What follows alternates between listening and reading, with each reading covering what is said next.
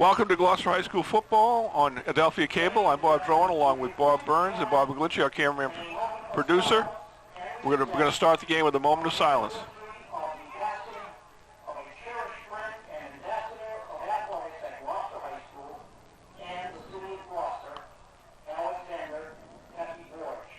Moment of silence for Alex Pepe Borge.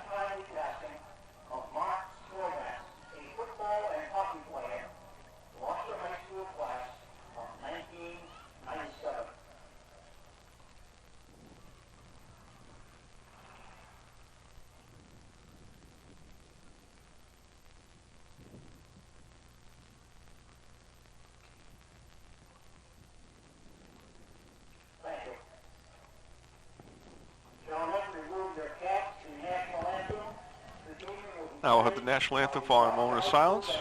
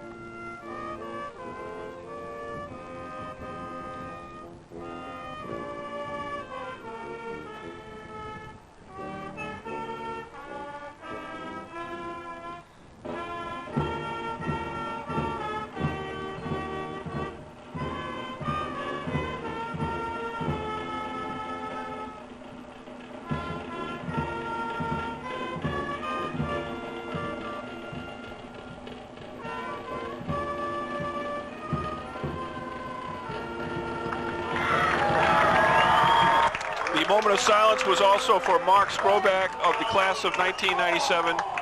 And now the two teams are ready to go. Saugus is 1-5. Gloucester is 6-0. Gloucester, unless they were to stumble twice, is going to be the Northeastern Conference representative in postseason play this year. The season turned on the Lynn English and Lynn Classical games, as most of our fans tuning in know. Gloucester posted its most recent win over Salem last week. And Salem is the only team that Saugus has defeated this season, and they did that all basically in one quarter of play after falling behind 14-0. They scored the last 30 points of the game and won 30-14. And Gloucester will be kicking off tonight, and I want to turn it over quickly to my partner tonight, Bob Burns. Thanks, Bob. First of all, I just want to say that I had the pleasure of knowing both Mark Skroback and Alex Pepe Borge, and two finer young gentlemen you will not meet. Just excellent, excellent kids, both of them. They're sorely going to be missed. As we get ready for the kickoff, not much wind here. They were talking about wind, but I don't think, at least at this point, the wind will be a factor. Kicking off for the Fishermen will be Leo Latraverse, number 41. He's handled all the kicking chores for the kickoffs and punts this year for Gloucester. The punts have been few and far between, we're happy to report, and the kickoffs have usually been deep, and sometimes he puts a spin on the ball that makes them hard to handle. 11-minute quarters in the Northeastern Conference. Again, the Fishermen come in 6-0. We anticipate that starting tackle and co-captain Jim Reza may still be on the shelf with an injury, or at least will not start the game, and they're going to try and rest him. And we also understand that safety Ishai King may also not be starting tonight. I think he's battling an illness. He is dressed but not expected to play. Kickoff is along the sideline and will bounce for the short man. He'll come up and has room. He's going to get past the 40-yard line. And naturally, the first number of the night is way across the field from us. It looked like Aaron Poole is the one that finally got a jersey on him and forced him out of bounds. Okay, the Saugus is not lacking in offensive talent. What they are lacking in is experienced linemen. They have two running backs who carried for more than 600 yards last year. That's Pat Quinlan and Pat Eaton. They also have a capable quarterback who's in his third year as a starter. Kyle Sukarowicz. And he did not play against the Fishermen last year because he was suspended. He's a left-hander. He's number 11. He brings Saugus out. Man in motion. And this is a pitch back. This could be a pass. Downfield, Florida. The safety is there. He'll have it. And Simon was playing center field. That was an ill-conceived play. The ball was just thrown up for grabs, and Simon never had to move for it. Absolutely. It was just thrown right to him, and that's what happens, Bob. A lot of times when you're a 1-6 team, you try to resort to trick plays, try to catch somebody napping, and that just wasn't about to happen on the first play of this night anyhow. And that pass was just thrown up for grabs because the receiver had not shown any kind of separation from the quarterback, let alone the safety was just sitting there. Center fielder on the spot. First down and 10 for the Fishermen. They had the short field at the 45-yard line of Saugus. Let's see if they go for the quick strike. And his handoff up the middle, and Testaverde is gone! It's going to be a 45-yard touchdown run. Good blocking off the right side. A little bit of a misdirection play with the backfield moving to the left and Testaverde coming back to the right, but also just good straight-ahead blocking. 29 seconds into the game, Gloucester 6, Saugus nothing. And this is Saugus's worst nightmare, Bob. Oh, absolutely. This is not how they wanted to start out. They were fortunate enough to win the coin toss, put the ball in their own hands, and kind of at least control the first few minutes of the game. And the errant halfback option pass backfired on him, and Gloucester capitalizes on the first play from scrimmage. We anticipate Gloucester kicked most of the points last week. Now we're going to have a timeout here. There's a little indecision whether it's going to be a two-point conversion or not. Vito Giacalone, the backup quarterback, is in. He's normally the holder.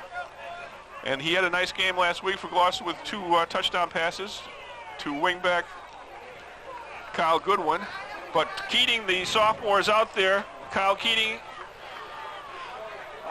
number 4, the kick. Good snap, good hold, and this kick is not so good. It's short, it's right, and just didn't get his leg into that one, Bob. Couldn't find the sweet spot on the ball on that one, obviously. But early in the game, he's going to have some more opportunities, and Kyle's a dedicated worker at kicking, and he's only going to improve. This gives me an opportunity to apologize for a mistake that I made in last week's game. Of course, everybody was totally thrilled for the fact that Coach Terry Silver broke Nate Ross's record with his 142nd victory last week. And in the course of our discussion of the event, I linked him with Nate Ross in a way that was wrong. I thought that he had played for Nate Ross's last team, and I was back there in high school at the time, but I guess Coach Ross only went through the 1963 season. I had him going through the 1964 season. At any rate, I want to apologize for that fact. And, of course, if you read the article in the Gloucester Times, you know the great respect that Terry had for Nate Ross. But he did not get to play for him, and my memory was faulty. I apologize for that. Only by a year. I think, yeah, Terry came in as a freshman in 1964, in the fall of 1964. At any rate,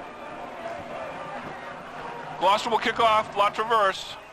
Short kick, handled by number 3. He'll come back to the left side. He's going to run laterally, and that's a mistake against the Gloucester pursuit. Nice wrap-up tackle. La Traverse slowed him down, and then... it looked like Harry Wallner. I'm having trouble reading this program. They got it printed over black type over red jerseys, and number 3 is a... looks like Walker, I guess. Is a Walker? Harry okay, Walker. That's it. Harry Walker on the carry. I believe the tackle was by Aaron Poole, 56. I think that's 2 tackles and 2 kickoffs for Aaron Poole. All right, Saugus ball at the 26-yard line. Mark Pizzotti split to the right. It's a straight-ahead running play. I believe Quinlan on the carry, Pat Quinlan. Quinlan is number 16. Pizzotti, who was split out to the right side, is capable receiver, number 5. Also in the backfield was Sukarowicz, Pat Eaton, number 20, and Tom Shidlow, number 21. Starting tackles for Saugus, Nick Picozzi, number 78, Costa Stephanidis, number 75. We'll give you the guards and center in a moment. Second down and 8. Gloucester may have jumped on this play, and as a matter of fact, it's going to be called contact, I believe, and that's going to be a break for Saugus. Complete that offensive line for you for Saugus. Tony LeConte, number 56, is the center. Mike Surratt at one guard, number 60, and Dan Landry, number 58, at the other. Also, as a receiver is A.J. McBride, number 8, and also expect to see Mark Cox, number 4, if they go to 3 wide receivers, which they do on occasion.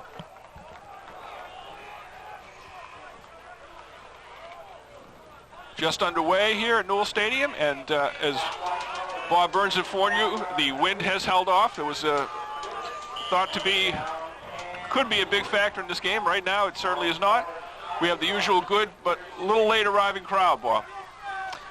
Not a bad crowd at all, especially on the Gloucester side. Handoff over the left side. That should be good enough for a first down.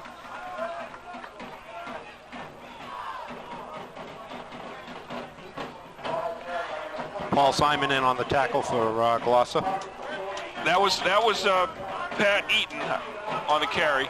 It will be a 1st and 10 for Saugus. Of course, they were aided by the penalty, but they're up to their own 41, their initial first down of the game. Their first offensive play of the game was a disaster, and Gloucester's first offensive play of the game was a touchdown. Handoff right up the middle, and good surge. Good running, hard running. Pat Quinlan once again picking up 5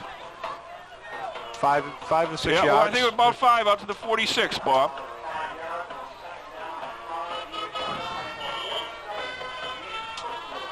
So we said Quinlan and Eaton both around 700 yards last year for Saugus.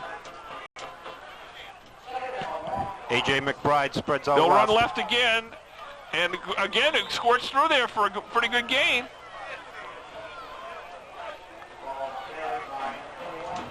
And that was Shudlow this time. Shudlow is even smaller than Quinlan, if that's possible. So 3rd and 2, and Saugus, after starting with the trickery on their first possession, Bob, just decide to go right after Fisherman, and so far that's been the most profitable for them. Handoff, and he plows ahead, close to the first down. Quinlan once again. I think he has the first down. And Gloucester on a little bit of a run blitz that time, but it appeared that they missed the ball carrier. Got ahead for what appears to be, well, it's going to be a measurement. Okay, that the Gloucester defensive backfield is Paul Simon, number 21, to safety. He's already got the interception. The cornerbacks are Tyler Testaverde and Kyle Goodwin. Tyler Testaverde, 23, with the touchdown on the only Gloucester offensive play of the night. And Goodwin is number 11. Linebackers are inside linebackers are Tyler Stropel and Leo LaTraverse. I think Stropel just checked out for a down. Or LaTraverse checked out for a down. Rob Morrissey is checked in. Outside linebackers are J.D. Curley, number 45, and Nick Kukru, number 47. Jimmy Eunice is in the defensive line starting tonight. Gloucester almost jumped again. Sukarowicz, and I'm going to... He's looking for Dave DeLuigi on that play. Yeah, I'm coming out of the backfield, and I'm going to get that Sukarowicz. I think it's Sukarowicz, but I think you're right. I just can't pronounce it the same way every time, even when I know what I want to say. Well, he knows who he is. Just use the first name, I guess, maybe. Number 11 in your programs, number right. 11 in our hearts. Okay, Sukarowicz. Left-handed receiver, he threw that one a little bit short. So on 1st and 10, Saugus went with the pass after they first down on the measurement. Now they run to the left side. Gloucester tries to string the play out. Good running by Shudlow, and he'll get inside the 45-yard line. And these Saugus backs are pretty quick, Bob. They do. They get outside, and Tyler Stropel, number 52, in on the tackle on that particular play. But not before a gain of about 5 yards. Okay, we have Jack Reed, number 10, checking in at a linebacker spot for Gloucester. And Nick Kukuru comes out. We've got Dan O'Connor at right defensive end. Eunice is lined up at left defensive end right now. Sometimes he'll move around. Jamie Wall is one defensive tackle, number 72.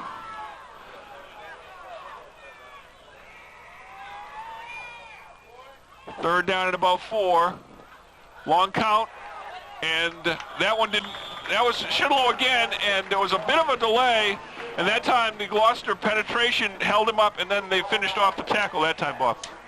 Well, they're only going to be able to go to the well so many times, I think, on that play before Gloucester snuffs it out. So. But there again, they moved the ball, they moved the chains twice, and then they start with that first down pass play that really the receiver wasn't open, and Sukarowicz kind of threw the ball into the dirt.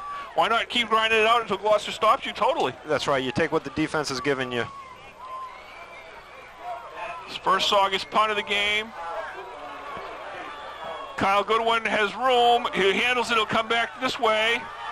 Tries to get to the outside, and he's going to get by number 3, and he's going to break a tackle. He's going to lose the ball. It's going to go out of bounds.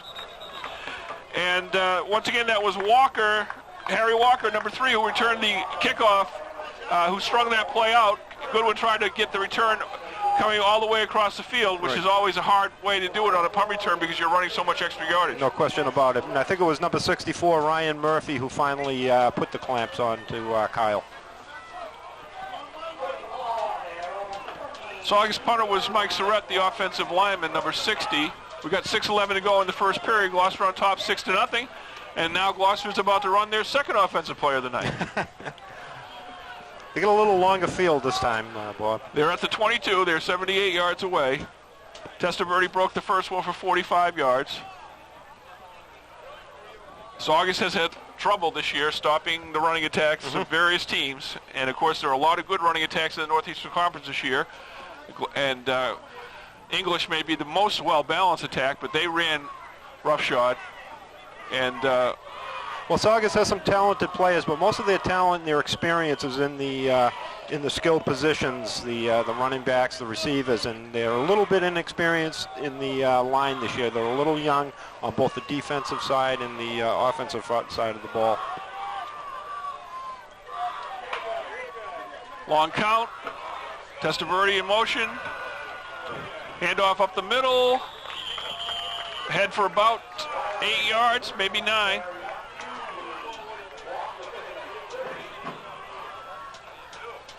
Chris Ciccolone on the carry. They spotted just inside the Gloucester 30. Second down and a long 2. John McKegney is the senior center, leads the Fishermen out. We'll set the offensive line for you momentarily. Danny Murray, the senior wideout, split to the left. He's got the ball in a short one, and he's going to try and break a tackle. He'll get a first down and much more up across the 40-yard line. And that's Palazzolo with the arm strength, gets the ball out there quickly, and all Murray has to do is just basically stop. They give him any kind of a cushion, and he's going to have a 10-yard gain every time. Exactly, and quite frankly, he doesn't even need that much of a cushion, but you have to respect him because, as he showed last week, I think he surprised some people that haven't seen him as an athlete in the past, but he does have some speed, as he displayed in the end-around play last week.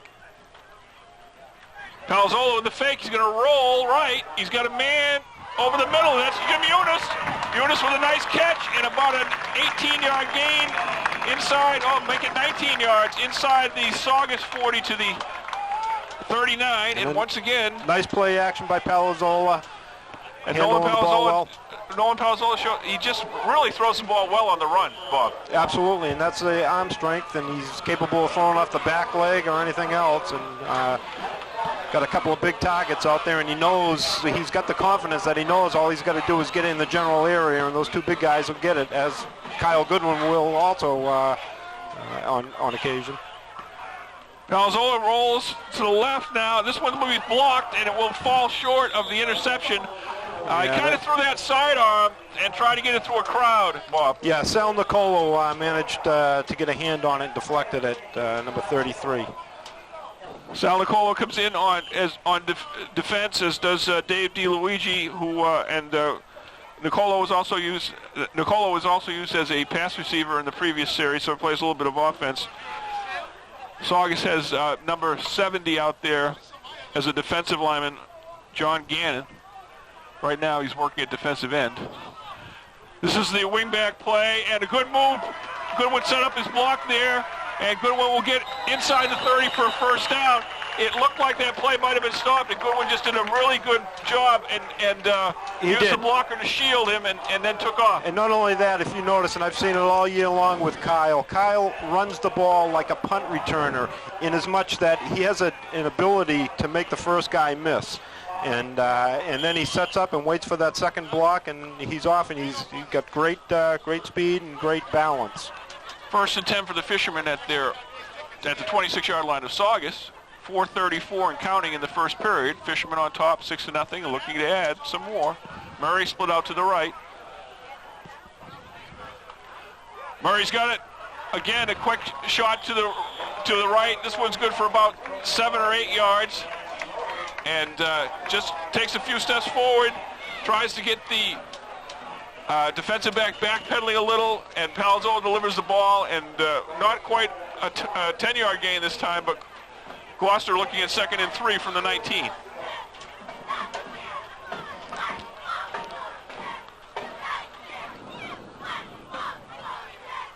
I apologize. I don't have the name of who made the tackle. It's number 25, but the program lists Pat Eaton as a second jersey has number 25, so I'm not sure who the gentleman was. First down by Chris Ciccolone over the left side. Gloucester goes to the fullback for the first down.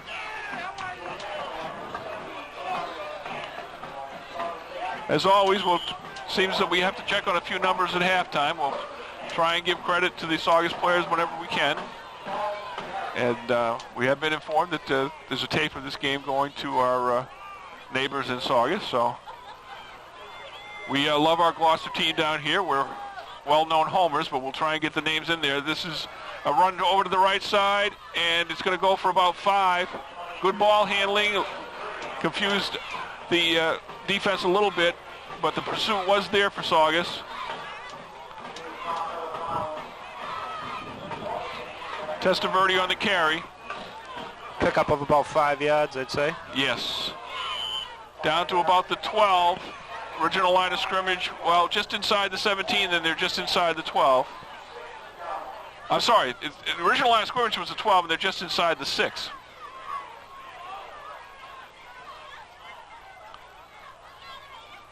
Palazzolo drop back, looks for the corner for Murray. This is too high and too far. And there's, he has to remember that there's no point in throwing it out in the end zone. It's just want to get it up in the air where the leaping ability of Murray can come into play. 3:11 to go in the first quarter. Once again, you've got the 3 Bobs in action here tonight. Bob McGlinchey up on the roof. Our camera person producer, Bob Burns, is our color man tonight. And I'm Bob Drowan. And J.D. McEachran, wherever you are, I hope you're enjoying your night off. Handoff over the left side. This is good when he turns the corner, and there's going to be a hold on the play, I believe. Unless I'm pretty sure it's a hold. I don't think it's a face mask. No, 2 defenders both clearly had Kyle's jersey, so that's got to be a hold someplace a little bit behind the play. I'm afraid so. It wouldn't have been a first down. They're going to have a decision here.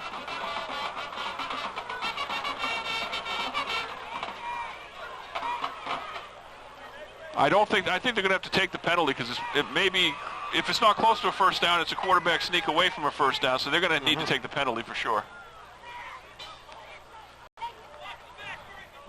Block in the back, they're calling it. Yeah. We have a referee whose voice carries. That's a pleasant surprise here. Okay, we're going back to the 13-yard line, and I don't think the clock is right. It should be 3rd down, not 2nd. So we're going to have 3rd and 11 from the 13.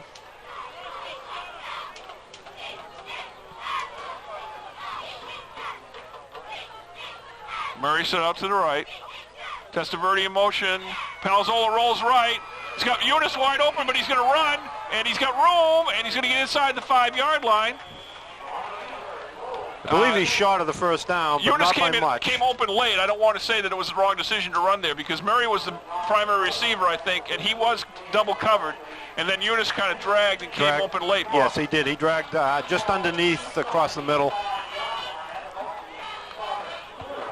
I think Palazzolo made a good decision to get what he could and get inside the 5-yard line.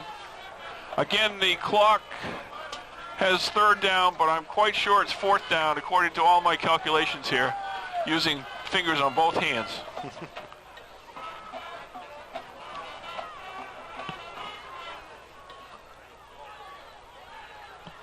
Testaverde in motion. Testaverde gets over the right side. Testaverde in for his second touchdown. They may be slow in raising their arms, but he was well into the end zone. And good straight-ahead blocking by the fisherman that time, Bob. No question about it. And the speed of Testaverde finds the hole for his second touchdown of the game.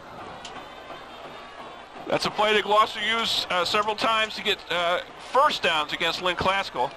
And in one case, they actually used it to get a touchdown, but it was a play that whenever they needed 2 yards, they were able to get those 2 yards. Sometimes it was just barely those 2 yards. About it. And I've got Testaverde for 4 carries so far tonight.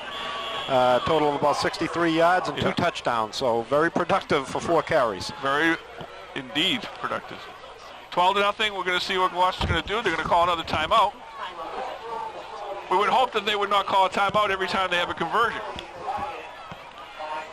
But if they were to call a timeout every time they have a conversion and they ran out of timeouts, that would mean they scored 10 touchdowns. So that would be the good news. So that's not a bad thing either. That's right.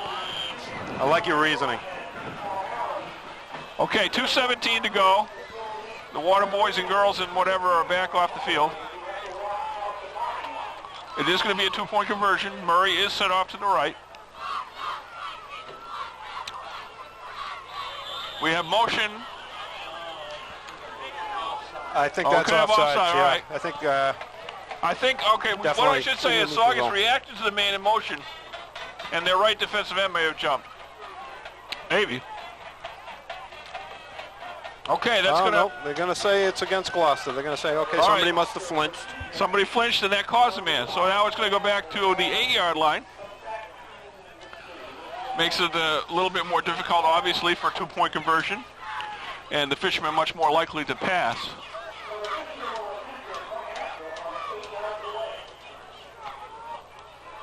McKechnie leads them out. Greg Thomas at 1 guard. Mike Mann at the right guard. Thomas to the left. Mann filling in for Jim Reza. And Palazzola drops straight back and looks over the middle. Eunice has got it. Nice catch. Nice throw. Palazzola took a pretty good shot there, but he delivered the ball, and Eunice makes the catch. 14-0 Fishermen, 2:17. And a couple of minor mistakes, Bob Burns, but overall another great start for the Gloucester offense. No question about it. This would have been a big defensive stop had Saugus been able to stop the fishermen. They were unable to do that. They did slow them down periodically, but the fishermen with just so many weapons that it seems pretty inevitable that they were going to go in and score a second time. So, 14-0 Gloucester, 2 touchdown runs for Tyler Testaverde, 45 yards. The first play from scrimmage for Gloucester, and 4 yards to complete a 78-yard drive.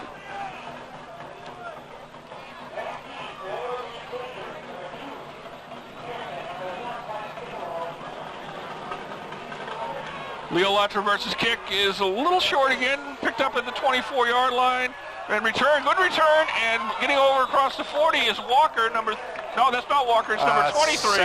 I think it's 33, Sal Nicolo. Number 33, okay. You're right.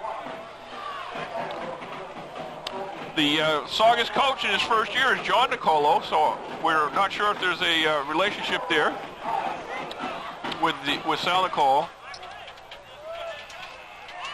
They had a little bit of an insurrection on the Saugus team last year with the coach that they had last year.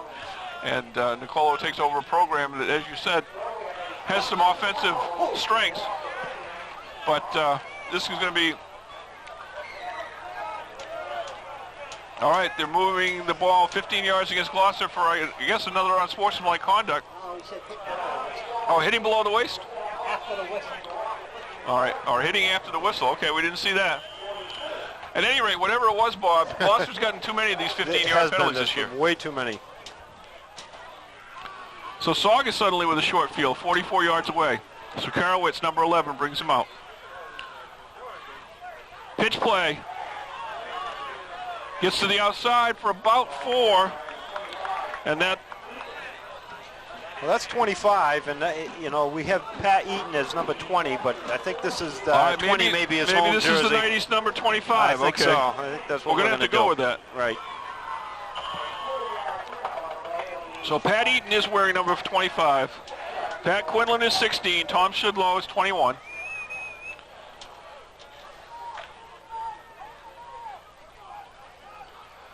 Call it 2nd and 6 for the Sachems.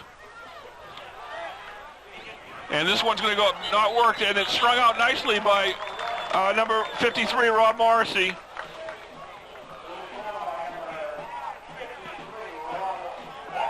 Morrissey with a bit of a run blitz on the play as they tried to run wide to the right, and they wound up losing the 4 yards that they gained on first down. So it's right back to 3rd and 10. Kevin Latreverse checks in for the Fishermen on defense. Yeah, and he checks in for Morrissey. So Morrissey was operating at defensive tackle on that play, which is why he made the penetration. They had him as the other down lineman. Now I see. And now Kevin Latreverse checks in at the tackle next to Jamie Wall. It's still O'Connor and Eunice at defensive end. Now Eunice switches over to the right side. And now the reaction to that switch, the reaction to that switch is they just said, "Wait a minute, this play is supposed to go his way. We don't want to go. We don't want to go his way." So, and for those in our audience who are consistently out there following the exploits of the Fishermen, I'm sure you follow the news and know that Jimmy Eunice has gained some more honors this week on a national level, and we congratulate him on that. Absolutely. I believe Monday night there'll be a ceremony, and I think there's one other high school player from New England that's going to join Jimmy, and I'm not quite sure, the name escapes me, but I think he's like from Rhode Island or someplace like that. That'll be up here. I'm a homer. I pay attention to the hometown name. I do. That's why I didn't. I just kind of glossed that over. But, okay, they're moving the clock a little bit. We're still in the first quarter, but they're gonna get down a little bit. Saugus looking at a 3rd and 10. And one would have to say it's pretty crucial that they do something on this play, because if they give the ball right back to Gloucester, they're in deep trouble already because they're here. Trouble. But they're in deeper trouble if they don't do something offensively on this play in Gloucester's territory. Right, and this is just the end of the quarter. I mean, they did real well to run some straight ahead plays and a couple of little misdirections hanging on to the ball, and I think they might be well advised to probably stay with that for a little bit. But okay, we got the 3 wide receiver set. We said that you'll see eventually. Gloucester almost jumped. From the shotgun. They may have jumped. It's going to be a sack. We're going to have to see it. We're going to have to see if it was motion or the Fisherman jumped offside. Tyler Stropel was there. Leo Latreverse was there. Jimmy Eunice was there. Now we see what the flag is. It's going to be against Gloucester. They did jump. So. Yeah, no. Doc Enos to our left expresses his displeasure with the referee's call, in case your TV set is really sharp with the old volume. And but it's all part of the sounds of the game, we like to say here. It's all part of the color commentary that we have. Exactly. Learn to live with it. 20 seconds to go. Okay, they just marked off 5.5 yards. What the heck? So that means it's 3rd and 4.5, because before it was 3rd and 10. Probably 4-down territory for Saugus, and he sees the holes. Sukarowicz goes ahead, tapped the center's butt, and said, "I've got a hole right here in the middle. I'm going to go get the first down." Because the only people who moved were the center and Sukarowicz. And a heads-up play. Yeah. We've seen Gloucester do that in the past. Memorably one time with Rocky Silva, going for 32 yards against Reading. Absolutely.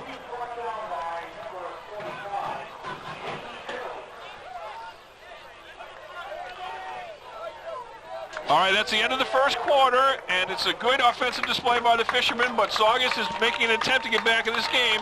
They've got a little drive going in Gloucester territory, and we'll be right back with Gloucester on top, 14-0 momentarily. Welcome back to second quarter action at Newell Stadium. Gloucester on top, 14-0 over Saugus. The crowd definitely has built to just about, I'd say, the same size as our Saturday night crowd against Winthrop last week, more or less. and maybe a few more empty benches, but not too many. And so far, they see the Fishermen look very efficient on offense. But right now, Gloucester is trying to stop Saugus's deepest penetration of the game. They have a 1st and 10 at the Gloucester 33. Again, they had the 3 wide receivers set. This is a draw play, and basically it goes for a yard loss. That was Pat Quinlan on the play. Saugus, obviously, Bob trying to spread out the field there with the 3 wide receivers and go with the quick hitter draw play through the middle, and it didn't work. To no avail, and I think 72, Jamie Wall, had that pretty well snuffed out. Jimmy Eunice lined up on the left side. Wall is next to him, and now we have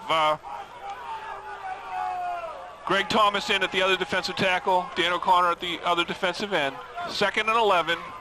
Rolling is Sukarowicz. He's going down. First man to get him is J.D. Curley. Jack Reed is there also. Jack Reed also went on the and tackle. Greg Thomas is there, but Curley with the initial hit.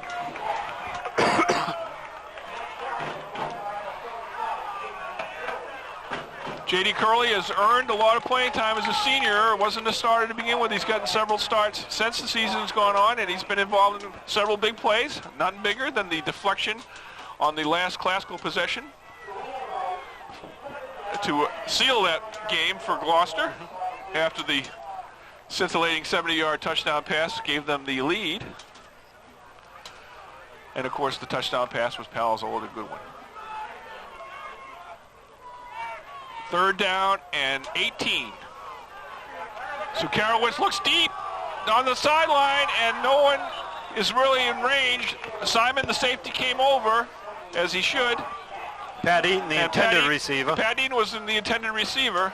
But as you said, Simon had the best chance on that ball. He did.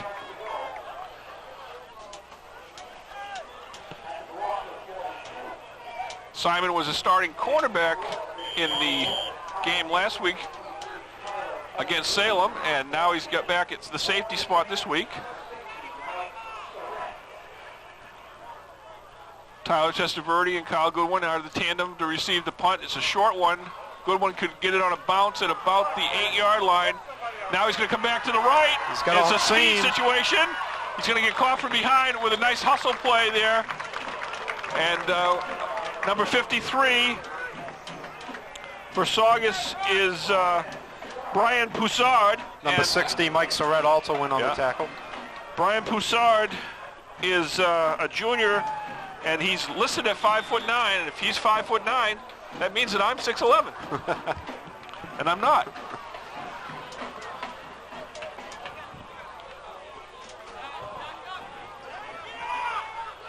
Okay, Palazzolo comes to the sidelines after the huddle. Now, this could be a go. Oh, it's a Saugus timeout?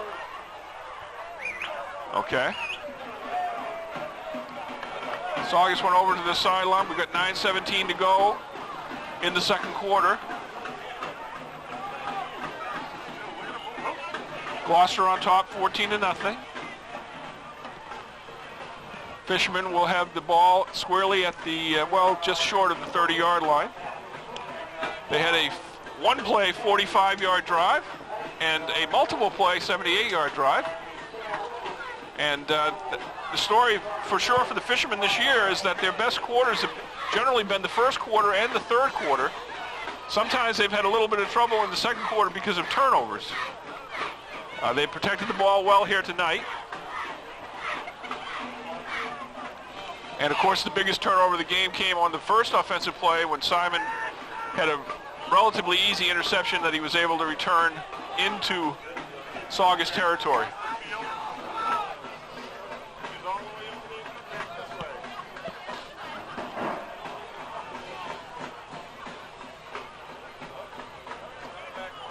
Saugus reports back in. Palazzolo tells the Fisherman what he wants. McKechnie leads them out as always. Murray comes out split to the right.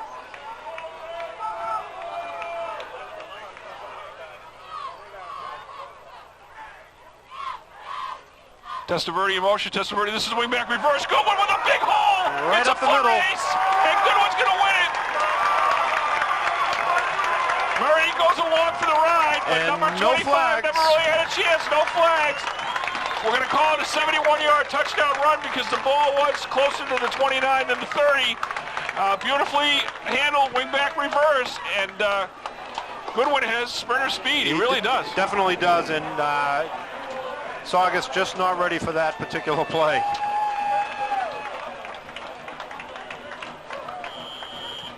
Goodwin last week, when it was still a 0-0 game, made a great save on what could have been a Salem touchdown, and Gloucester eventually held inside the 5 thanks to a Salem penalty at the half-yard line. But Goodwin has the speed necessary, and that's 2 nice breakaway runs for the Fishermen tonight. Testaverde from 45 and Goodwin from 71, and the kick is up by Keating, and it's good. Almost blocked, but he got it up there. 21-0 Fishermen. And Gloucester's using the basic plays in the wing tee. In the Delaware wing tee, and of course the reverse to the wing back is one of the staples of that playbook. And Gloucester just ran it off as well as you could want, Bob Burns. They sure did, and there's no secret that it's going to come. We've been running this same offense for a number of years now. I'm sure Saugus was aware of it and just not ready for it at that particular time. And I tried to control myself when Kyle went down. I promised his father I wouldn't get as excited if Kyle did anything this week. So there you go, Bill. It was just another ho-hum trot down the gridiron for Kyle. And, of course, it appeared for a moment that Pat Eaton, number 25, might have a slight angle on him. Had a chance. And Murray was out there and was running just with him and was ready to attempt to block, and Goodwin showed such good speed that Murray didn't have to bother. And, didn't need to. And if he had tried something, it might have been a clip, so he did exactly the right play. Good instincts by Murray for a guy coming up for football as a senior.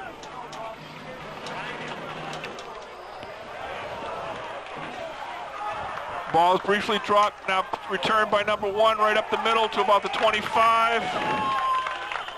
I think that's another that's Nicola. Mike Piccola, I'm sorry. Okay. That is the same spelling, right? Piccolo. Okay. Why do they print those colors over those numbers? Nicola? Oh, that's okay. Oh, that's a nickel. Oh, that's another Nicola. Okay, right. Sorry. Okay. We got it.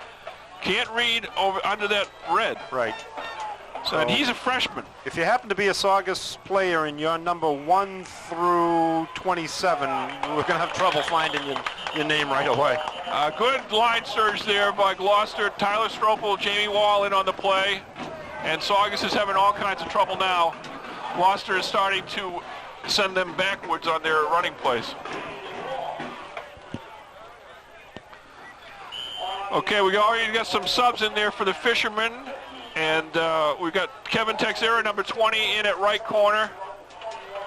Testaverde stays at left corner. Paul Simon still at safety. Kukuru and Reed are the outside linebackers. Leo Latraverse and Tyler Stropel remain at the inside. Greg Thomas and Jamie Wall, defensive tackles. And O'Connor and Eunice at defensive end. And that looks like a motion, and flags were flying. And when things are going wrong, they sometimes continue to go wrong. Such is the case right on this particular drive anyhow for the Sachems. It's going to be 2nd down and 19 after this 5-yarder. And now Saugus, faced with their worst field position of the night, it's only gotten worse, Bob. That's correct.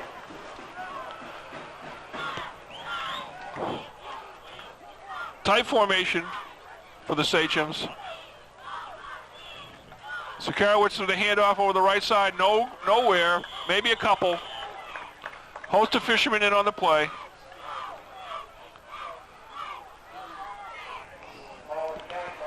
Brendan Ciapparini, number 63, checks in for Tyler Stropel. He'll be in the middle next to Latraverse at the linebacker spot.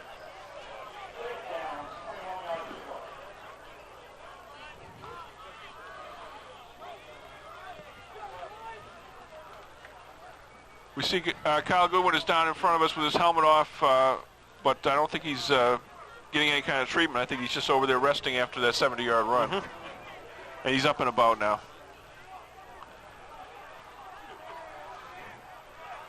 Third down and a bunch.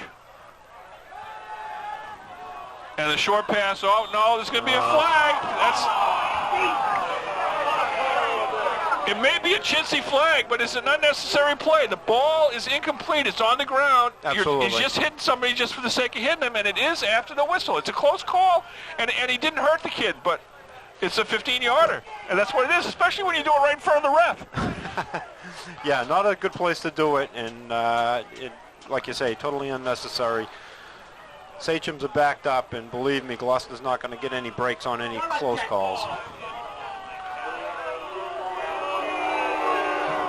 Gloucester fans are not happy, but the fact of the matter is, if he doesn't make the hit, it's a punt, and we're getting the ball back with 7 minutes to go in the second quarter. It's automatic first down, even though it was 3rd and 19. It is a personal foul, and so Saugus has gained 4 yards in the sequence, all on a 15-yard penalty. Sukarowicz on the keeper, and he goes down in the arms of Chipperini, who just checked in. Nice play by the linebacker. Read the play. Once again, he saw a gap, and he called his own number, but that time Chipperini filled the gap. And, you know, it looks like just another keeper by the quarterback, and it's a 1-yard game, but if Chipperini doesn't make that play, it's a first down, it's possibly. A first down, and maybe more. Maybe more, right. And so far, he's 50% of the time he has gone for the first down. That's right. Pitch play, back to the right. Good pursuit by the Fishermen. And they're going to wrap him up for no gain again. And Chipperini, once again, first man on the ball carrier, he was. I believe. Very good play, good pursuit. And a lot of help.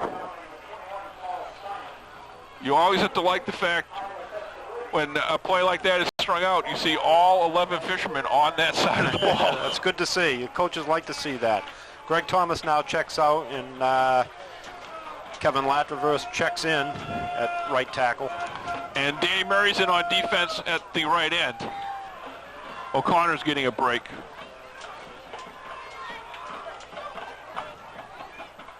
Third down and 12. 5:34 and counting in the second period. Fishermen on top, 21-zip. Sukarowicz rolls left. He's in trouble. He's got a man wide open, though, and he gets it on the bobble. And that was Shidlow coming out of the backfield, number 21. Leo Latreverse, I believe, first went on the ball carrier with the tackle. Sukarowicz took advantage of the fact that he was left-handed that time. That's no question about it, yeah. Threw that pretty much sidearm on the run. Yeah. Okay, so it's 2 Saugus first downs. The first one was a gift from the Fishermen. The second one they earned on a nice little pass play of that wound up going for 17 yards up to the Saugus 45. Sukarowicz rolls, looks like no, he's going to pass. He was carrying his right hand for a while and then shifted. That's kind of an unusual way for even a left-hander to roll out to the right, carry it in his right arm, and then shift it at the last second. It's a tough throw. Yeah. Testaverde on the coverage, and basically he was trying to slip it in between the cornerback and the safety and the sideline. Honestly, yeah, really, it is a tough throw. It is a tough throw. All right, incomplete pass. We're at 4:58 to go here at Newell Stadium. Gloucester on top, 21-0.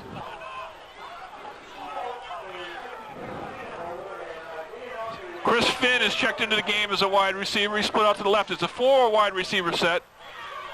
2 slot men. Gloucester showing blitz, and it's going to be dead meat. I don't know if it was supposed to be a screen pass, but no. But Murray gets the first hit on the sack. And O'Connor, I believe, was the second man there. That was their let's abandon the quarterback play. That's right.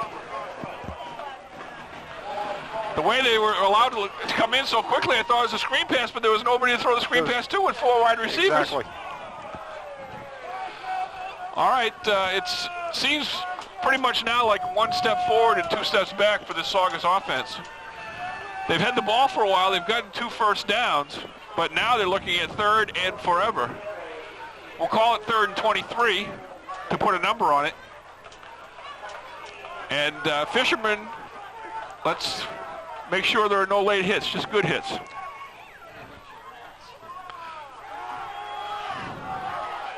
And there's a throw, and the receiver caught it for a gain along the sideline. And that was number 5, Mark Pizzotti. And got 1 foot down, which is all you need in high school. Correct. Did a nice job to keep 1 foot in bounds. Knew where he was. And there are some people here in the press box who still don't think that Gloucester was guilty of anything on that personal foul. But we have to say that sometimes it's the appearance of guilt that will hurt you in a football game. Here's a punt by Surratt. And it's going to go over Tyler Testaverde's head, a boomer, and he's going to let her go in the end zone. That's the best plan now. And it will come out to the 20-yard line. So Surratt really nails one there for about 57 yards. It will be a touchback, and the Fishermen will get the ball back for the 4th time in the half.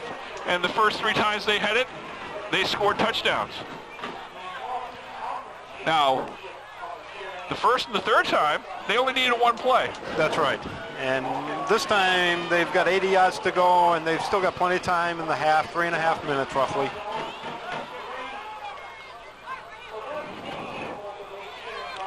So once again, we see the ultimate folly of time of possession, because probably the time of possession, not that we make a big deal about it in high school, the time of possession, the number of plays probably belongs to Saugus, but the Fishermen have the 21 points on the scoreboard. And that play did not work. Good penetration by the Saugus line. And Ciccolone goes down in the backfield. Chris Ciccolone, number 38, the senior. He's worked at running back this year, and now he's moved to the fullback spot. Number 50, Paul DiOrio, on the tackle that time for Saugus. 2nd and 11 for Gloucester at the 19.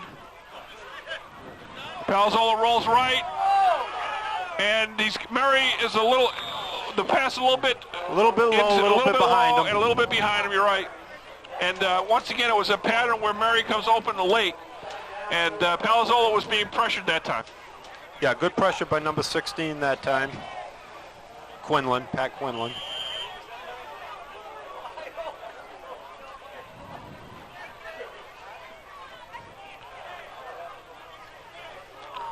Quinlan calls defensive signals for Saugus and basically works as kind of an outside linebacker, defensive end. He's the biggest of their 3 backs. And now he's going to be a pass rusher, and across the middle, Murray with the first down breaks a tackle, and he's got the speed. It's going to be Murray to the end zone. Whoa!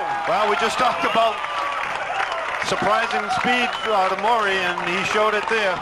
They weren't going to catch him, folks, and that was number 21, Tom Shidlow, chasing him and doing his best. He didn't give up, and Murray didn't give in. Sorry, folks, the Fishermen took 3 plays to score that time. We apologize. Waited all the time to 3rd down, just made it interesting. That's an 81-yard touchdown pass. 81. They lost 1 yard on first down. They had an incompletion, 81 yards.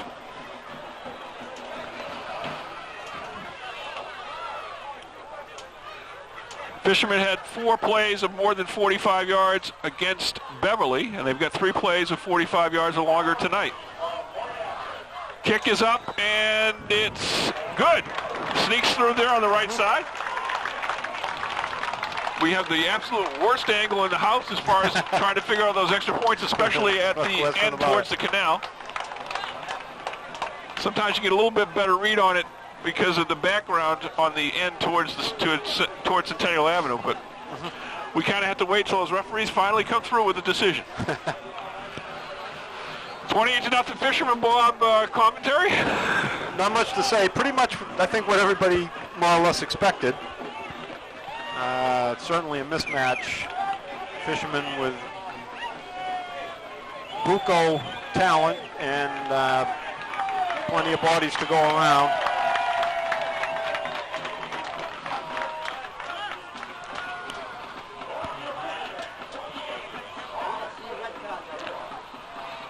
Okay, Saugus, 2:51 to go in the first half. Now they're just kind of thinking about respectability. Can we get one in on the Fishermen in the first half? That would be nice. Not too many teams have scored on Gloucester in the first half other than English and Classical. Not too many teams have scored at all. In the first half, other than English and Classical. Well, Winthrop did get into the first half because of a turnover. Right, yep. Come right back up the middle, and now gets to the outside. Gets up to about the 31-yard line. Leo Carnival on the tackle, I believe. Or was it? No, 38, Chris Gigaloni. Chris Gigaloni, yeah, he's on the kickoff team. Ed Stanley, number 56, as usual, on the kickoff team. Josh Rosa. Corey Anderson, yep, number 26, and Josh Rosa, number 25. Testaverde and Goodwin are at either end. They're, as it were, the safeties on the kickoff team. They're getting the rest now on defense, as it's Jesse Williams, 28, and Texera, who's already been in the game at cornerback. Handoff over the left side, nowhere. Nick Hooker in there. We got a flag. I don't know who it's against here, but I'm not sure if there was a face mask involved in that pile-up. Have to wait for the call on this one. It does appear to be against the Fishermen.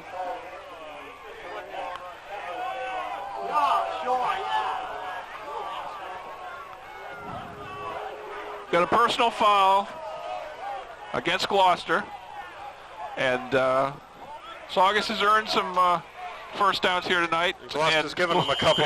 Yeah, Gloucester's giving them several. That's right, and that'll drive the coaching staff crazy, I'm sure, and I think they're going to hear about it right now during this timeout. Particularly, you've had three 15-yard penalties today, and one was on a punt return, a kickoff return where you stopped them dead in their tracks.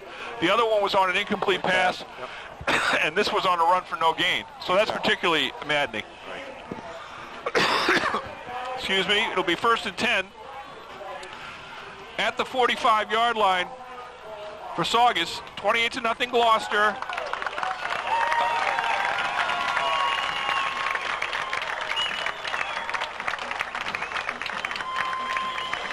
We had an announcement over there. Did you get the reason for the applause there? I didn't, and that's what I'm trying to do, is look around and find out what's going on. At any rate, I think Doc Blatchford may have made some sort of announcement. We don't hear what he's saying from inside the booth, so whatever it was, I'm sure that's what warranted the applause.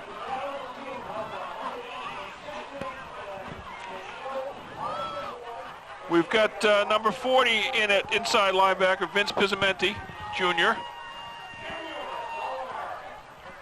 Oh, he's talking about Jimmy Eunice's honor. Talking about Jimmy Eunice, okay. Yeah. That about a 1-yard gain on the play. And that's Mike Nicolo, who's checked in as a running back. Mark Elwell in on the tackle, number 78. Elwell's in the tackle with Jamie Wall, and Murray and Eunice are the defensive ends. J.D. Curley and Nick Hooker operating at outside linebacker.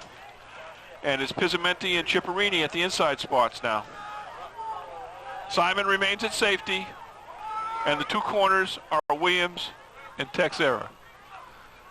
Handoff, no, fake, pitch play, and a little block in the back that they don't call. I guess it's okay. I guess it's okay to block the Gloucester defenders in the back. Yeah. Okay. Like I say, we're not going to get a lot tonight. Oh, I don't think so. But nevertheless, I think Chipperini in on the tackle on that one, number 63. Well, Nick Cooker would have been in on the tackle if he had to get blocked from behind. Yeah, sorry, Nick. Yeah. Sometimes when they're right in front of you folks, they are just a tad obvious. Although not to certain people out there in striped shirts. Oh, JD might never come back if I make disparaging remarks about the refs, Bob. JD's a politician, you know that. Okay. Here's a pitch play around the right side. Good pursuit over there by Gloucester. Jimmy Eunice in on the tackle. That was a pursuit by Jimmy all the way. Yeah. Nice play. Eunice with that lateral speed. Although there are people in this audience tonight who are still marveling at the straight-ahead speed of his cousin Danny. Absolutely. It's going to be 4th down for Saugus. Last time Surratt got off a booming punt. They're going to let the clock run down pretty much. We're going to be close to under a minute when this play goes off. I don't know. They may call a timeout just before they'd be charged the 5-yard penalty. Or they may just try and snap it just as their time runs out. High snap, but no rush this time. This kick will go towards the sideline, and it's going to bounce out. No, it's going to stay in bounds. Comes back for Goodwin. Picks it up at the 25. He's got a little room. He cuts back. He's gone. Oh, my goodness. What a night for the fishermen. Got key blocks, I believe, from Reed, number 10. And Mark Elwell, I think it was. He did get some very good blocks, but Saugus gave up on that ball. They thought the ball was going to bounce out of bounds. It bounced back to Goodwin. He made a couple nice moves along the sidelines. He did get a couple nice blocks, as you said, but Saugus should have been where that ball was. They were a team that was behind 28-0, and they didn't give good punt coverage. Well, you try to tell them to stay in their lanes, and there was nobody on this right lane at all. Yeah. It did look like the ball was going to bounce out of bounds, but you've got to follow it till the whistle blows. So another long play for Gloucester, 75-yard punt return. And the hits just keep on coming. Extra point attempt. Vito Giacalone on the hold. Keating with the kick. This one's his best of the night. Absolutely. Told you he'd get better. There you go. So Keating, 3 for 4. 35-0 Fishermen. It's just a great offensive performance by Gloucester. It is, and we're going to be seeing a lot of clean jerseys anytime now.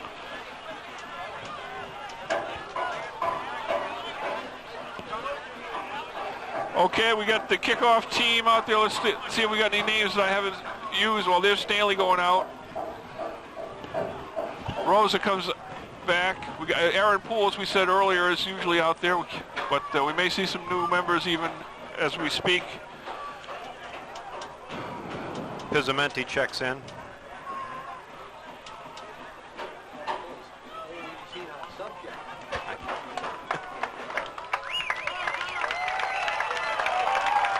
Nice round of applause for Kyle Goodwin as he comes out. Give him a little chance to get the applause as he checks out off the kickoff team. And taking his place over there is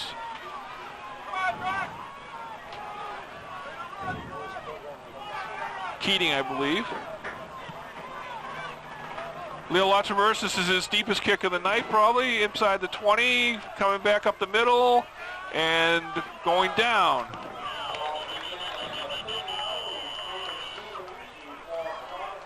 Aaron Poole is there again. I think that was Dave DeLuigi again on the return. Okay. 32. Corey Anderson was in on the tackle, I believe. Okay, I think we're going to have Ed Stanley stay in on defense for Gloucester. Paul Simon's going to get a rest now at safety, so it should be a new defensive backfield. Leo Latraverse going to get a rest. Yeah. Stanley is the safety, number 51. Keating stays in at outside linebacker. Brendan Chipperini, I think, is at middle linebacker along with Vince Pizzamenti, number 40. Yeah. Sakarowicz with 33 seconds left. See if he puts the ball in the air. No, it's going to be a run to the outside. And not too much. Wrapped up by Reed, number 10. Reed. Got the jersey and hung on. Probably about a 2-yard gain on the play. And Saugus is going to be content to go in and lick their wounds a little bit. And there's 5 touchdowns in 5 opportunities for Gloucester, and one's a special teams touchdown. It's not much you can say.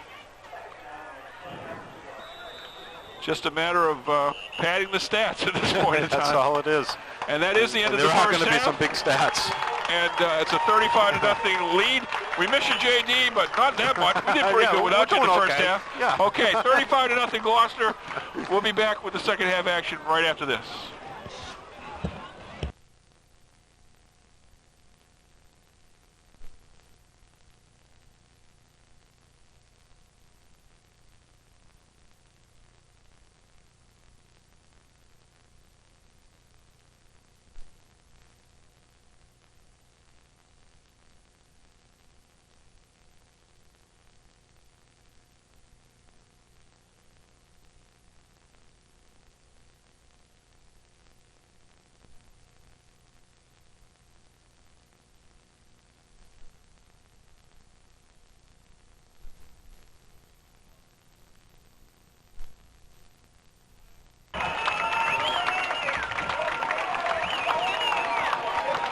Welcome back to second half action between the Gloucester Fishermen and the Saugus Sachems, and it's been all Fishermen in the first half. A 35-0 Gloucester lead.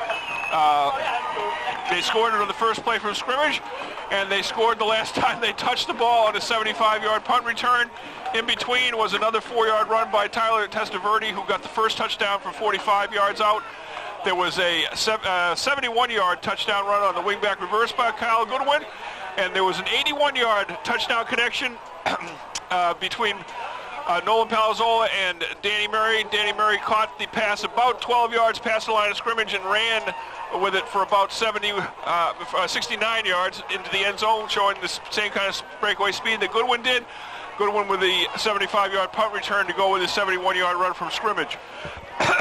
The stats, all Gloucester, 306 total yards for the Fishermen in the first half to 46 yards for Saugus. 5 out of 8 through the air for Nolan Palazzolo for 146 yards. And Testaverde and Goodwin with the yardage leaders on the ground. Of course, Goodwin with the big 71-yard run, and Testaverde getting the majority of his yardage, 45-yard touchdown run. Just a strong offensive performance, and the defense getting the job done when they needed to. The only bad thing was the 6 Gloucester penalties, Bob Burns. No question about it, Bob. As far as Saugus is concerned, they have moments where they get spurts, and it looks like they're going to mount a drive, and then Gloucester either makes a big play or they shoot themselves in the foot to stall the drive, and they just can't really put a string of things together. As you alluded to earlier, I think probably half of their first downs came off of Gloucester personal fouls, and it's just going to be a long night, I think, continuing this way for the Sachems, and we're going to spend most of our time, I guess, trying to get unfamiliar jersey numbers, as Gloucester is, Coach Silva always tries to get as many key players, never wants to run up a score, get as many subs in as he can.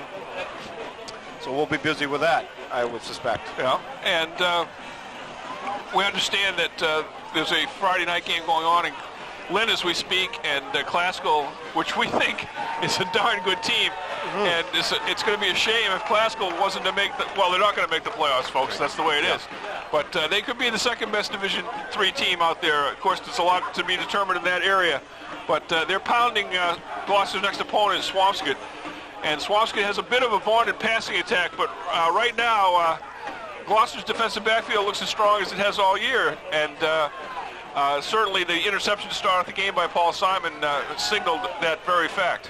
Well, absolutely, and the talk around the scuttlebutt and the coffee shops and around town early in the year was Gloucester was going to be a little suspect in the pass coverage and in the secondary. Well, every week they've gotten a little bit better and a little bit better, and I think this is as good as you're going to see from anybody in the conference at this point in time as far as secondary defenses. But at any rate, Swampscott is the upcoming foe, and Gloucester will be playing them on a Saturday afternoon, and sometimes the coaching staff's a little bit concerned because they know the kids love to play on these night games now, but it'll be Swampscott on Saturday afternoon, November 10th. Right now, I want to thank the following for helping to bring this program to you.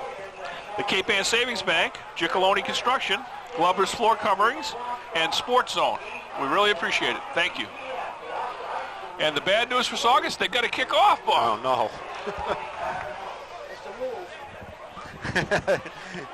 That is the rules. That's correct. And every time Gloucester touched the ball in the first half, eventually, and in most cases immediately, they got a touchdown.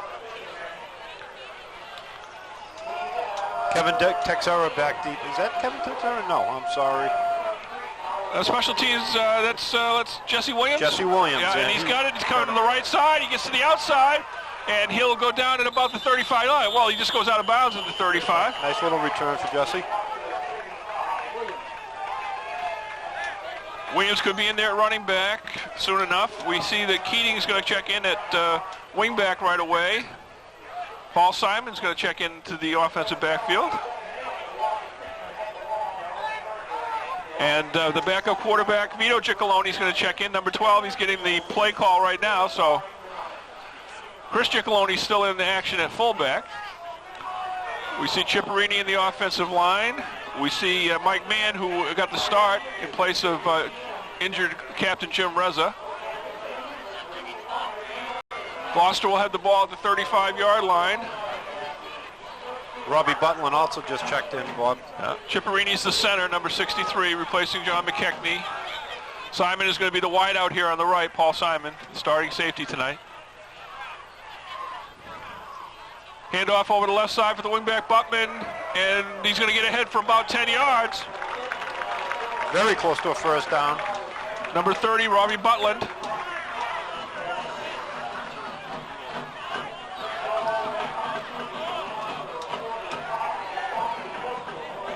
Kyle White, I believe, is in the offensive line, number 64. Basically, the only starter out there on offense is Giacalone. That's Chris Giacalone, number 38. Jack Reed at the wingback is a starting linebacker on occasion. And here's Giacalone, Chris Giacalone up the middle just for a 1, but it will be for a first down, as that last play was for 9 yards. And we've got Nate Denon, number 74, out there in the offensive line.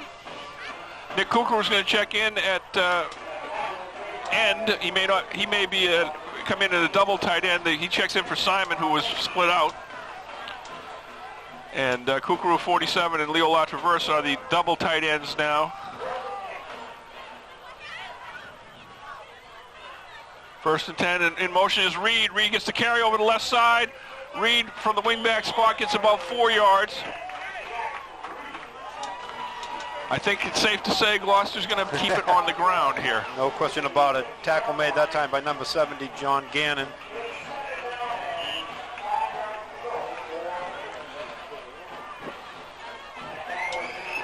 Reed gets it to just about midfield. Second down and 6 for the Fishermen.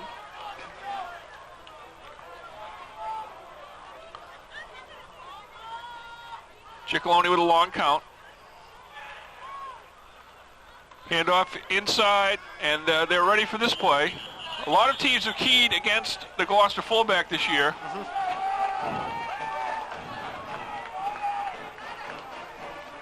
That time, the Saugus held it for a 1-yard gain, and Chris Giacalone got that all on his own.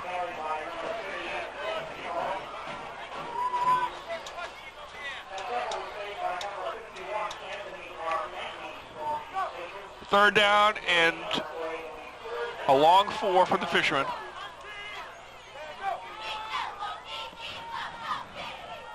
Reed in motion. Reed gets the ball over the left side, and he's going to get about 2.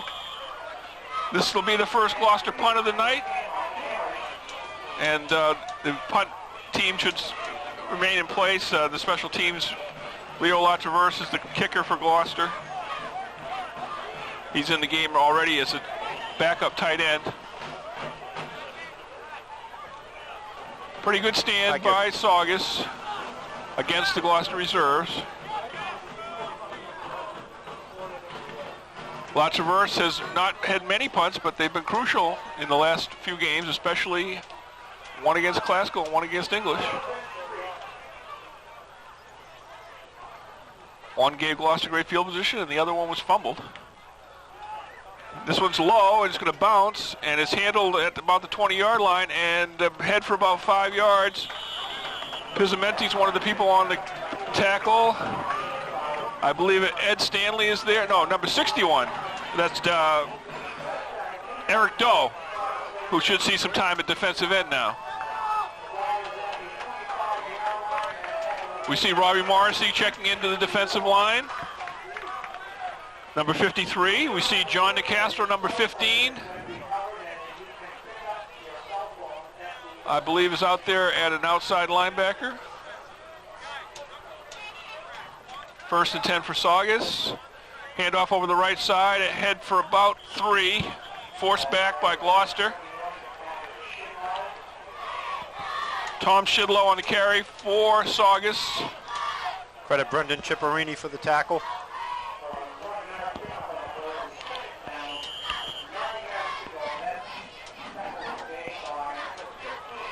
Kevin LaTraverse checks into the game a little bit late, and coming out quickly is 79 Andy Wagner. Got a second-string quarterback in there for Saugus. Maybe a fumble on this. I believe Gloucester has recovered. Gloucester has got a fumble. Okay, that's not too good for Saugus.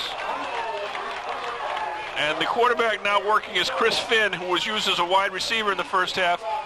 He's their backup, and that might have been on the exchange that time, that fumble. Could very well have been. So Saugus gives Gloucester just what they don't want to give him, excellent field position.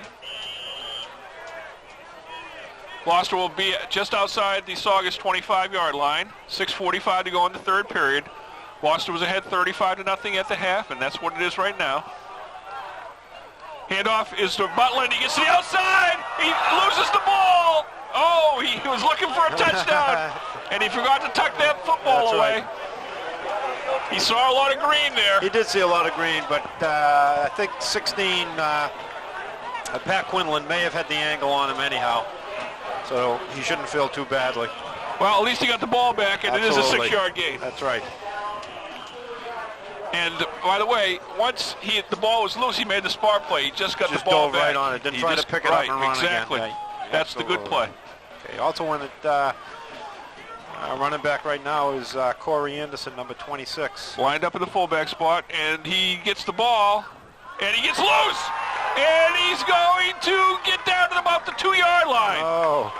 Little misdirection play, and he gave it a little stop, and nobody was quite sure who had the ball. All of a sudden, he was taken off to the right. And I'll give him quite a good little burst of speed there once he broke through. So Gloucester gets down inside the 2-yard line. Anderson, Anderson, a senior, I'm sorry. It's a good chance he could see the ball again right here. I would think so.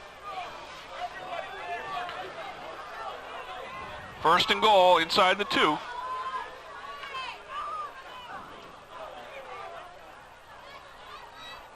Now it's over the right side, and it's Butland who goes in for the touchdown. Okay. So one reserve sets it up, and the other reserve takes it in. And the touchdown's by Robbie Butland. And Robbie Butland is a sophomore, number 30. Right. So 3 plays for the Fishermen. Butland with a 6-yard run to the 19. Corey Anderson takes it down inside the 2, and then Butland finishes off the drive. It's 41-0 Fishermen. I think we're going to see perhaps a kneel-down play right now. And that's what we see. 6:05 to go in the third quarter. 41-0 Gloucester. And we've got 17 minutes of football left. No, what are we going to talk about? Well, I'll tell you one thing. Testimony to the weather that we talked about. It's 41-0, and the crowd is still here. I don't see many empty seats at all on the Gloucester side. Well, it may have something to do with the 50-50 at the end of the third quarter. That's part of it, but we also like to think it has to do with the fact that the parents come out to support the reserves just as much as they come out to support the Stars. And Coach Terry Silver, if you're alive and kicking by the end of the fourth quarter and he's got this big a lead, he's going to try and get just about everybody in there.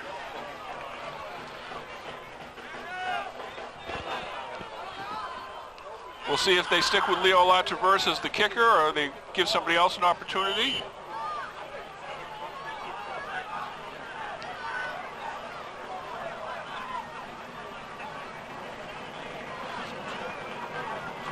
Yes, they're going to go to the sophomore Keating for the kickoff. Number 4, right down the middle, pretty good kick. And they'll come right back up the middle. A little bit of a hole, and good surge by the wedge for Saugus, and they'll get out past the 35-yard line.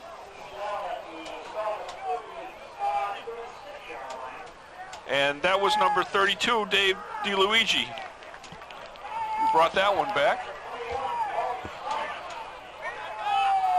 So I recall DeLuigi actually had a couple good moments at Saugus last year, but he was wearing a different number, I believe.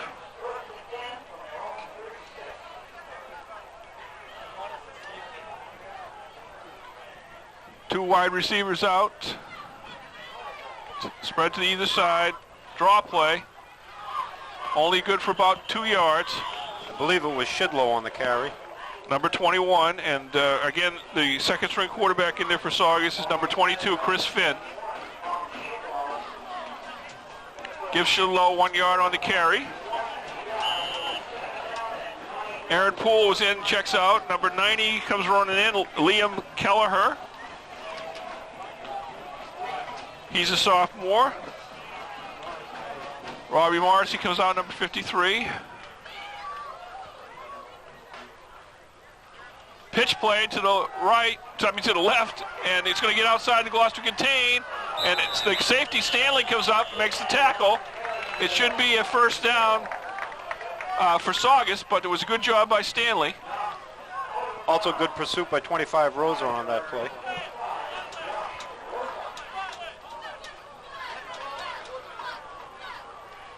Kevin LaTraverse checks into the defensive line again. Butlin checks in at linebacker. Josh Rosa comes out, number 25. Macchiello also checks out. First and 10 at the 47 for Saugus. Handoff over the right side, and Pizzamenti stops the play after about a 3-yard gain. Pizzamenti, an inside linebacker. LaTraverse was there, Kevin LaTraverse. And Ciparini also there from his inside linebacker spot. Rosa checks back in. Butlin comes out. Nate Denon comes out. Stanley, Tex error, Jesse Williams in the defensive backfield.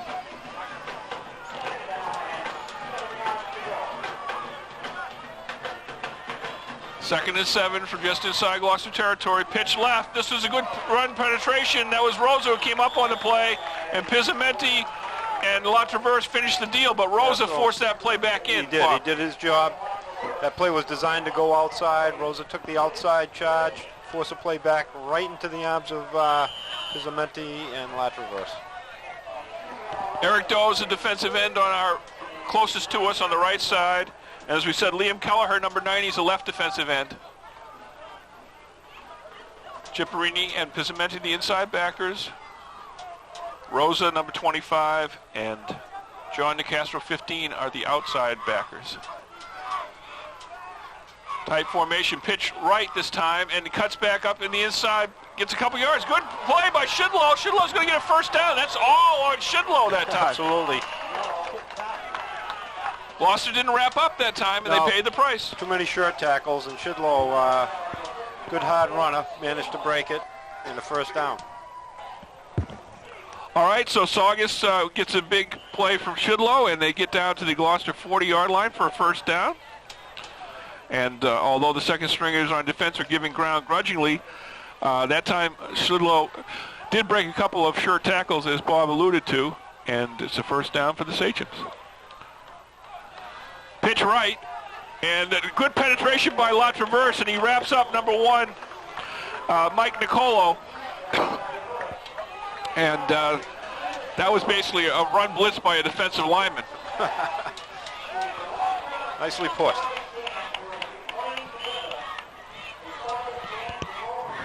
One thing Gloucester knows is that Saugus basically wants to get out of town as quickly as possible, and they're going to stick to the ground. They hope that they can get on the scoreboard, certainly. They may throw a pass if they get a little bit closer if they need to get a first down, but they're going to stick to the run right now. This is a wide play. Walker with the ball. Gloucester with the pursuit. Pizzamenti with the wrap-up tackle, and Texera was there to make sure he had to turn in.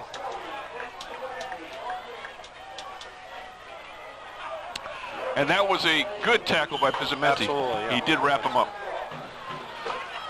41-0 Fishermen. A bunch of big plays in the first half. They converted on a turnover in the second half with the second team.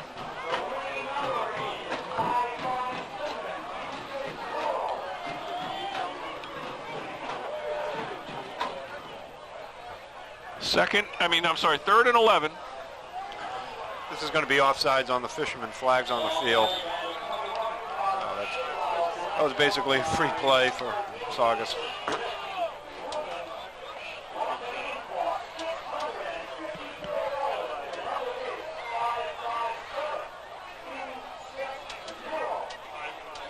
So that'll add 5 yards. It's some positive yardage for the Sachems. It'll be third and about 8, I believe. We have a flag, right? Yeah. Yeah, okay. it's offside. Oh, I'm sorry. Okay. Fishermen, yeah. So that'll bring up a third down and about 6. Yep. They're at the 36-yard line.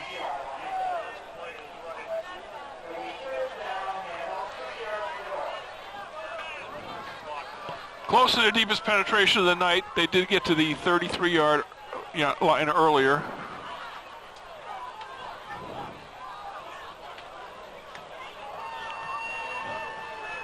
A little bit of an I formation this time. And the rollout, and the keeper is not going to work. Nice play. Elwell, number 79, with a nice play. Brings down Chris Finn. It was almost like a quarterback draw type, only it wasn't up the middle, it was a little off tackle. And Elwell, to his credit, stayed in his lane, and he was right there to greet Finn.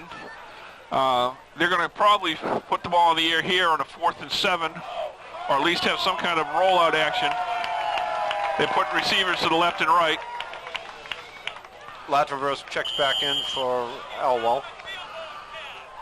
We're under a minute to go in the third quarter, and Saugus would like to get on the scoreboard. Oh, it's a pitch play. DeLuigi, and he's got just too much pursuit over there. He worked hard on the play. He did. He had a lot of pursuit, and I think he was finally met by Robbie Morrissey. And John DeCastro was over there, too, from his outside linebacker spot. So Gloucester holds. That might have been Chipperini. I might have read 53 as opposed to 63.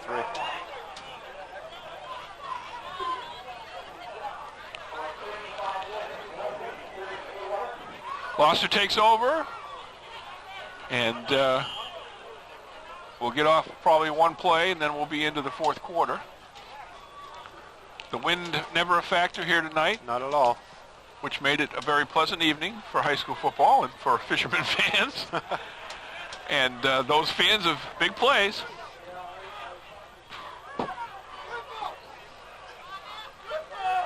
Handoff over the right side, and Keating. that's Keating, the sophomore, and he gets ahead for about 9. Good effort behind some good blocking by Kyle Keating, the sophomore. Keating listed at about 5'9" and 155. That should do it. I don't think we'll get another play here in the third period. So the Fisherman reserves tack on a touchdown in the third period, and Saugus still can't get inside the Gloucester 30. Oh, now we got a timeout, or is that just the end of the quarter? Okay, it's going to be the end of the quarter. Now the clock is moving, and it's going to be the end of the quarter. And we'll be right back with fourth quarter action momentarily. We're ready to go with fourth quarter action. They didn't take much time between periods, and there's a handoff to Keating over the right side. They're ready for him this time. He fights, and to his credit, turned a 3-yard loss into a 2-yard loss. Yeah, he pulled a couple of guys with him that were probably twice his size, one of them being number 56, Tony LeConte.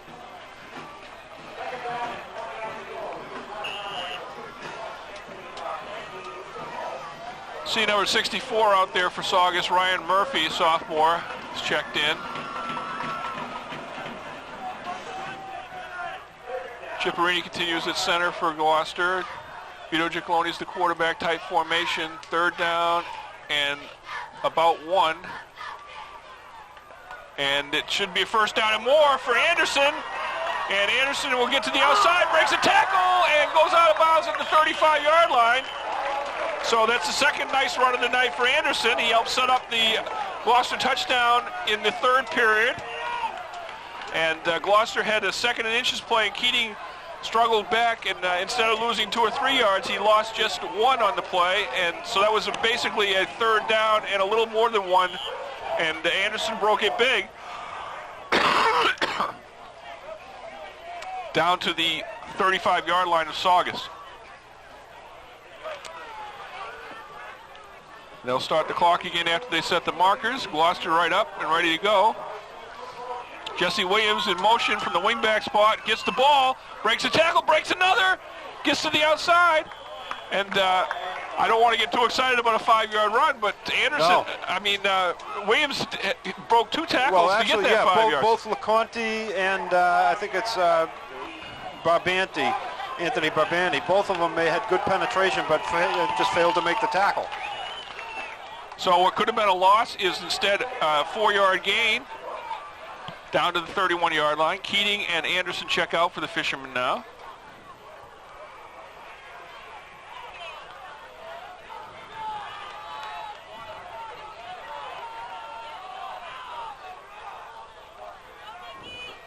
We've got another quarterback in there for Gloucester, number 29. And that's, that's going to be a freshman, Nick Giacalone. There's all kinds of Giacalones around here. So number 29, Nick Giacalone gets some varsity experience.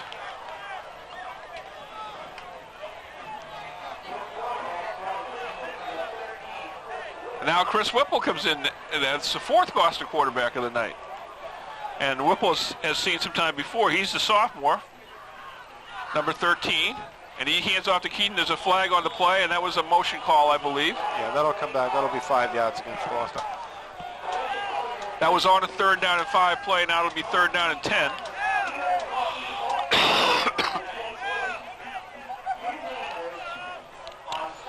We do have 5 freshmen dressed here tonight. As far as I know, Nick Giacalone was the first one in action. Kyle White comes back out for the Fishermen. He's been working on the offensive line.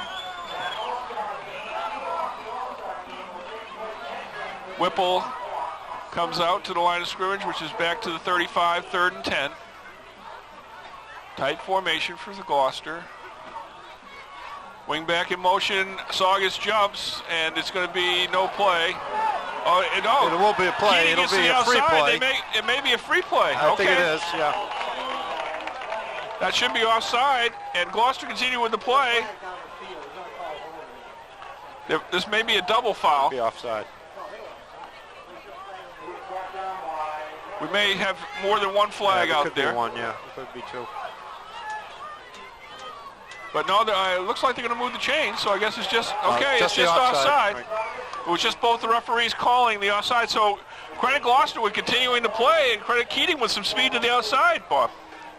Well, Kyle does have good speed, and he has the ability to break it once he gets through the traffic. That was a 23-yard run by Keating. Whipple at quarterback. This is a handoff inside, and should go for about 2. That was Mike Parody on the carry that time, I believe. Number 9, Parody is checked in at the fullback spot. Now we've got number 35 coming in, and that's the freshman Tony Testaverde.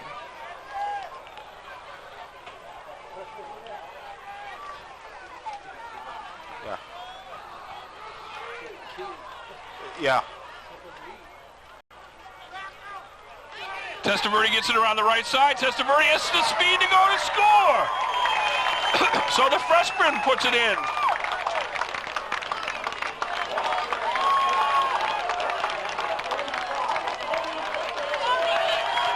And that was Nick Giacalone was back in at quarterback there, I believe. Yeah, he was. Now Whipple comes back in.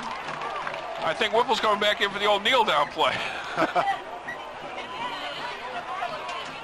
They're going in fast and furious, folks, and they all seem to have speed and know where the end zone is.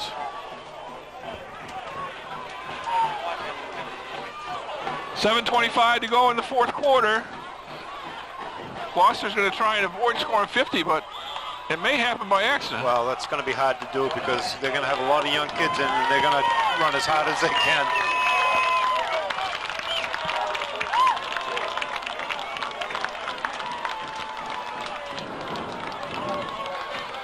Well, Gloucester's had 2 consecutive home games. They go on the road against Swampscott on Saturday afternoon, November 10th, and then they finish up with 2 home games and one more Friday nighter, and then, of course, the traditional Thanksgiving game.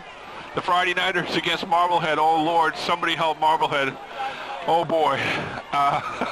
Marblehead is a program that's down, folks, and the second string may be in by the end of the first quarter that night. And then the traditional rival Danvers that goes back almost 40 years now. Danvers has a little bit of talent, but they're going to be hard-pressed to keep up with Gloucester.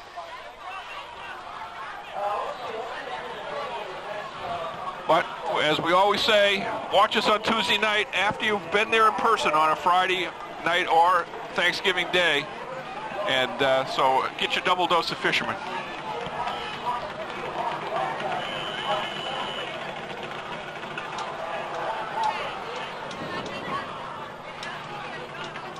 I know that the Saints would dearly love to dent this scoreboard, and I kind of hope they do.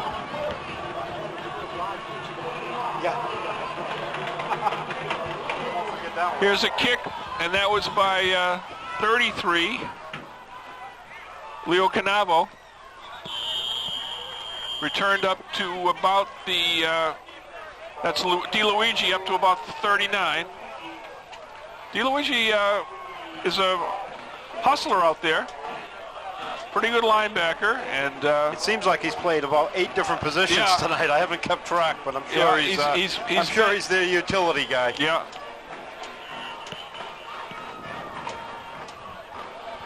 Okay, Saugus calls a timeout, obviously trying to plan how they're going to get 48 points in the next 7 minutes and 17 seconds.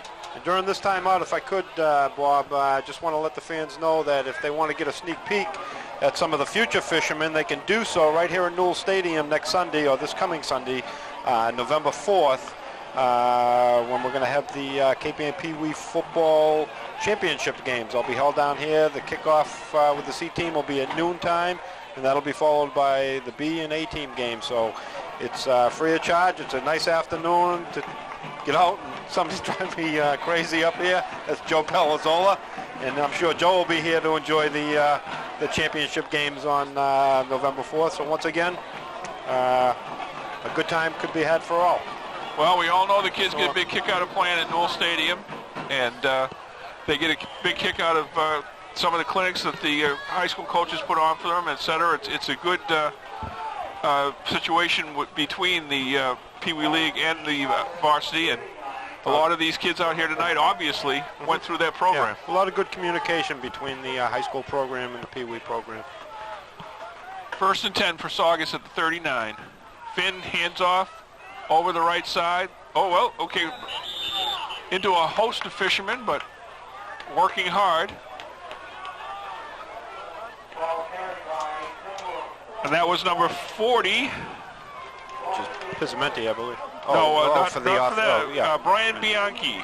He's a freshman, true freshman there. The only kind of freshman that can be in high school. That's right. Okay, he's listed at 170. He's bigger than some of the other backs. And here's a good play up the middle, and this is number 24, and that's Chris Salamoni. Nick Scholar on the tackle. Salamoni's a junior, and he's listed at just 135, but he showed a little quick burst, and it's good enough for Saugus first down. See if we can give you some more Gloucester numbers out there. Scott Curley, number 27, is at left corner.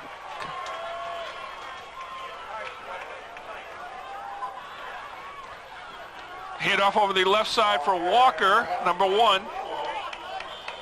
I'm sorry, that's Mike Nicolo. Walker's number 3. Mike Nicolo is number 1. See 65, John Ells for Gloucester in on that tackle. Robert Jones checks into the game, number 66. Calogero Delisi, number 76, checks in. Tight formation for Saugus on 2nd and 7 from the Gloucester 45. Misdirection play to the left side, hauled down. Number 39 on the carry, that was Greg Mazzoni, a sophomore for Saugus. Looked like he had a little bit of a hole, and Gloucester closed up very quickly. We're under 5 minutes and counting here. All fishermen, 47-0 Gloucester. 35-0 at the half. 2 touchdowns by the second unit in the second half. 1 by the sophomore Butland and 1 by the freshman Tony Testaverde. Handoff over the right side, and the gang tackling there. Nick Giacalone is in on the play, number 29. Here comes number 33, Leo Canavo. We've seen him earlier on the kickoff, I believe on special teams. DeLisi checks out. DeLisi also went on that last tackle, Bob. Bob Jones also checking out, number 66. Gloucester in the first half, 2 touchdowns from Testaverde, 1 from Dan Murray, and 2 touchdowns from Goodwin. Ball loose there? Oh no, just being forced back. Looked like it was being carried, but he held on to it a little loosely.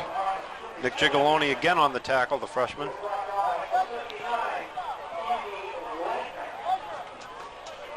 Gloucester had 45-yard touchdown run, a 4-yard touchdown run by Testaverde, 71-yard run from scrimmage, and a 75-yard punt return by Goodwin, an 81-yard pass play, Palazzolo to Murray, and Murray did most of the damage from caught it about 10 to 12 yards downfield and ran the rest of the way. And a short run by Butland in the second half after Gloucester recovered a fumble. Gloucester holds on downs here, and that was set up by a nice run inside the 2-yard line by Corey Anderson, and then Corey Anderson had another nice run that eventually led to a touchdown by the freshman Tony Testaverde. That gets us to the point where we're 47-0. Pretty good night kicking for Mr. Keating. 1 2-point conversion in there for Gloucester, and a couple non-attempts as the crowd is finally abating here. There are probably better things to do besides watch this last Gloucester drive, but just the same. There's still some parents out here probably seeing the kids get in for the first time too. Handoff over the right side, that's Keating. Whipple's the quarterback, by the way, number 13.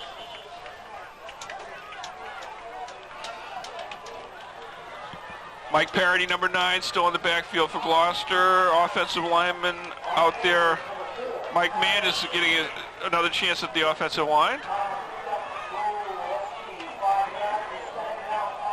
Vito Lagrasso checks in. And he's a freshman, number as well. 32. 32. Yeah. Tight end is John DeCastro on the left side. Butland in motion, is that? No, it's Lagrasso. That's Lagrasso, makes a move, can't quite get to the outside, no gain. Nice tackle there. Number 53 for Saugus. Yeah, Brian, that's Brian Poussard, yeah. And he made a nice hit earlier in the night for them.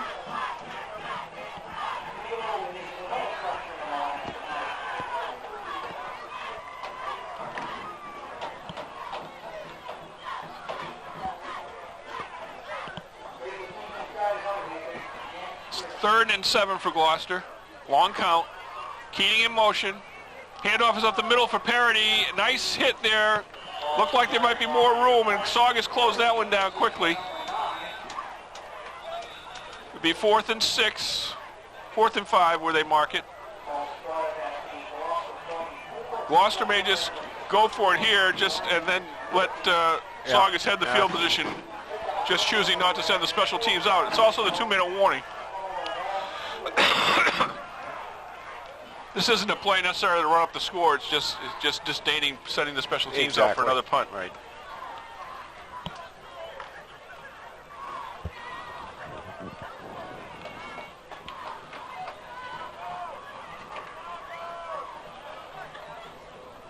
Oh, they're going to kneel down. Okay, they're just going to hand the ball over there at the 45-yard line and leave it to the defense. Okay, now we got wholesale change coming in for the defense. 82 is Peter DeMaio, another freshman. Out there, yep. Okay. He was out there last series, actually. Okay, all right. I missed him last series. So we got a bunch of freshmen out there because he's standing next to Nick Giacalone. We don't have the size on some of the freshmen because they're just listed, but they both Giacalone and DeMaio certainly appear to be pretty big kids for freshmen. Yeah.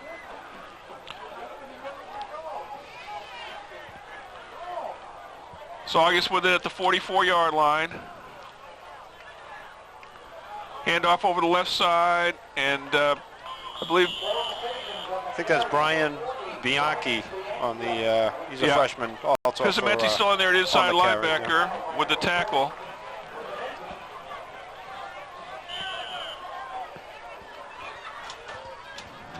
'62 checks in. That's another freshman. That's Mike Tarantino.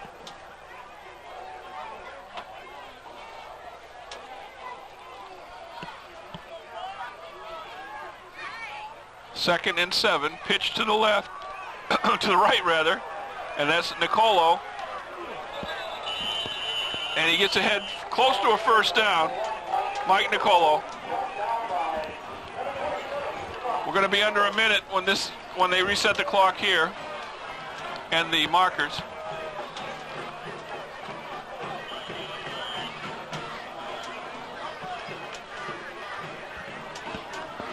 LaGrasso, the freshman, checks back in. I believe it, well, I thought he was going to go in at wing back, but no, he's handoff up the middle. Defensive. And Gloucester swarms on the tackler. Finn has remained the second string quarterback for Saugus. I'm sure they don't go this far in the depth charts with quarterbacks as Gloucester does. Not too many teams do. No. Mike Tarantino, I think, the freshman in on that last tackle, number 62.